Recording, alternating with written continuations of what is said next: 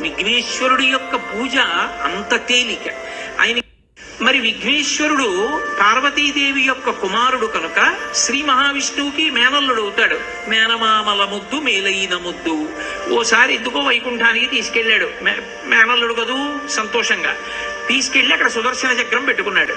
ఇదేమిటో బాగుందని తీసి తొండంలో కింద పెట్టి మింగేశాడు. అయ్యబాబో, ఇది శత్రు సంహారకమైనటువంటి సుదర్శన చక్రం రా, దీన్ని మింగేశాడు పిల్లాడని ఎలా బయటికి తెప్పించాలో అర్థం కాక విష్ణువు మొట్టమొదట ఆ పిల్లాడి ముందు ఇలా చెవులు పట్టుకుని గుంజీలు తీశాడు.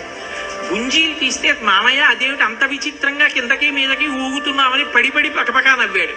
ఆ నవ్వడంలో పొలమారి లోపల ఉన్న సుదర్శన చక్రాన్ని పైకి కక్కాడు. పైకి కక్కడానికి విష్ణువుకి సాధనంగా ఆనాడు గుంజీలు తీశాడు కనుక ఎవరు గుంజీలు తీస్తారో వాళ్ళని చూసి సంతోషించి అనుగ్రహిస్తూ ఉంటాడు.